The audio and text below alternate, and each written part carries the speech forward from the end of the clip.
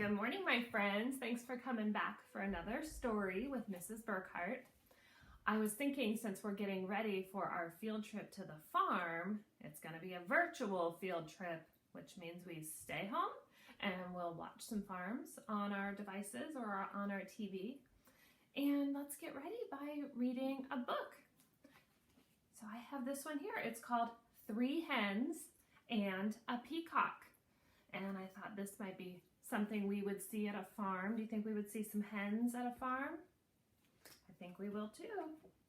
3 hens and a peacock.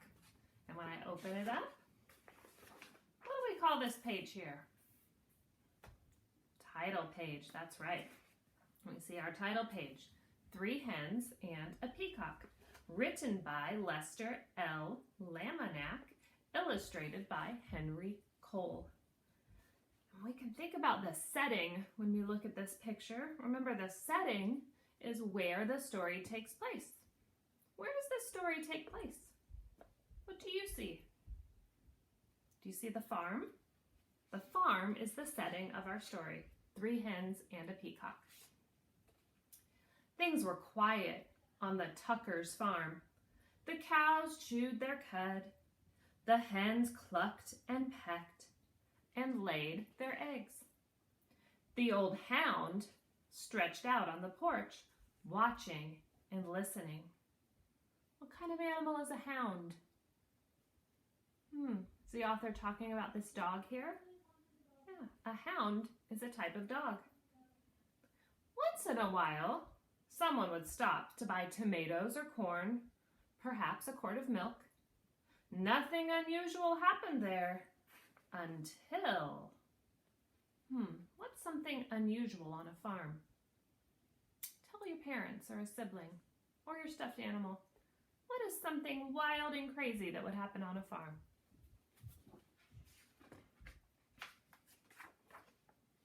At this farm, something crazy that happened. The peacock showed up. The cows and the hens and the old hound kept right on doing what they've always done. But that peacock had never lived on a farm. He had no idea what to do. So he spread his fancy feathers and set to shrieking. Shrieking, is that a quiet noise or a loud noise? It is a loud noise. Eventually, the peacock wandered down to the end of the road. When cars whizzed by, he shook his feathers and cried out in his loudest voice. Of course, folks stopped for a closer look. Day after day, more folks stopped to admire the peacock, and they all bought tomatoes and corn, eggs and milk. Business on the Tuckers' farm was booming. Everyone seemed happy to have visitors stopping by.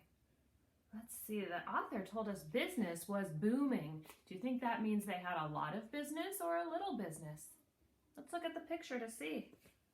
Look at all these people. That must mean that if the author tells us business is booming, that there's a lot of people there. Well, remember, everyone was happy, except trouble was brewing in the hen house. Do the hens look very happy about this? The hens were squawking and clucking and flapping their wings. We do all the work around here. I'd like to see that peacock lay one single egg. Exactly. He just struts around screaming. I suppose fancy feathers are more important than laying eggs. That lazy peacock gets all the attention, and we do all the work. Oh, these hens were complaining. And look who can hear right outside the window. Our peacock is listening. Do you think he feels good about what the hens were saying? The peacock had heard every word. For days he moped about, moaning and groaning. I wish I could be more useful around here. Huh, clucked one of the hens. The others ruffled their feathers. The old hound stretched and slowly raised his head. Why not let the peacock stay here to be useful, while you hens take the glamorous job down by the road? So the hound had an interesting idea. The peacock's going to stay and be useful, and the hens are going to head down the road. Well, the three hens began clucking to one another. What a wonderful plan! Yes, it's a fabulous idea. Oh, ladies, we simply must fancy up our feathers tonight. Nothing but our brightest beads, bangles, and bows. We'll stop traffic for sure. Why, you girls know I can strut with the best of them. What does a strut look like? Can you stand up right now and strut around? You're going to look very proud while you're strutting. The peacock perked up. Let's do it, he declared. Tomorrow I'll stay here, sit on a nest, and cluck. And we'll get all gussied up, said the hens. We'll be so glamorous. At sunrise the next morning, the hens strutted down to the road. Look what they're wearing. Do hens wear jewelry?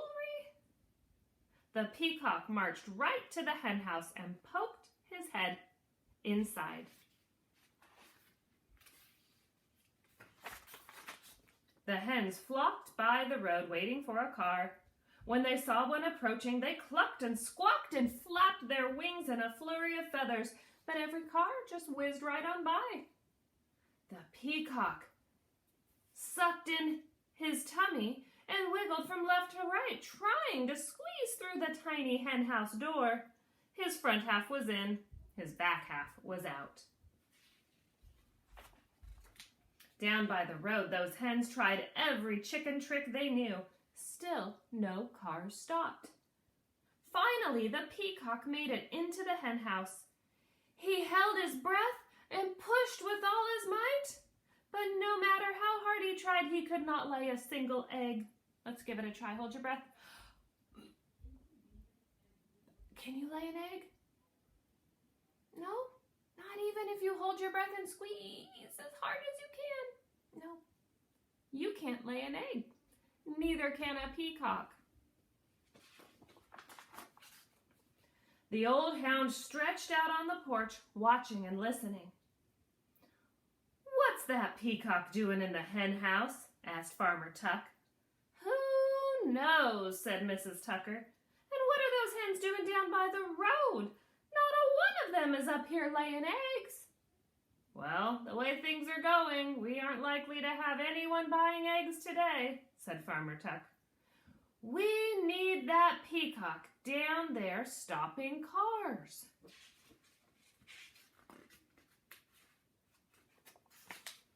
When the peacock heard that, he smiled the biggest smile you ever saw on a bird's beak. I am helping, he thought. He squirmed back and forth until he popped out of the cramped hen house.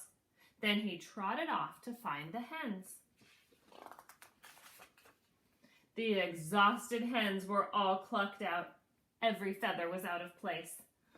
What a day! We couldn't get one car to stop. It's true. Why, most of them didn't even slow down. The peacock met the hens as they trudged up the road. I can tell you, I'm no good at laying eggs, he said. I'm just not meant for it. One hen nodded. I put on my stellar strut and I couldn't stop a single car, she said. I have to hand it to you, Fancy Feathers. Your job is harder than it looks. The other hens agreed. The peacock looked relieved. So the hens marched back to the hen house. The peacock strutted down to the road, and the old hound stretched out on the porch watching and listening. And things were quiet again on the Tuckers' farm. Now maybe you're wondering, why couldn't that peacock lay an egg? I thought birds laid eggs. Where would a baby peacock come from? Well, did you know that the boy peacock is called a peacock, but a girl peacock is called a peahen? Just like chickens have hens and roosters, peacocks have peahens and peacocks. So the reason why this peacock couldn't lay an egg is because he was a boy peacock. Just like a rooster is a boy chicken, and they don't lay the eggs. Only the girl chickens lay the eggs. Well, that's a little bit fun on the farm. Do you think this book was real or pretend? We were talking about nonfiction means real, and fiction means fake or pretend.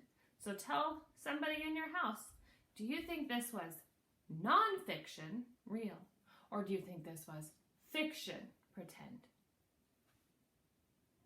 That's right, this was pretend. There were some real things in it, like hens are real and peacocks are real.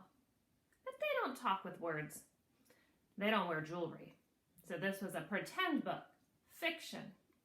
Now hopefully you were able to get onto Epic and read some books that are nonfiction, real books about the farm. And soon we will take a look at a video about a real farm and learn some real things about how a farm works and what kind of animals live there. So thank you for joining me for story time, and I will send you another video real soon. Bye, friends.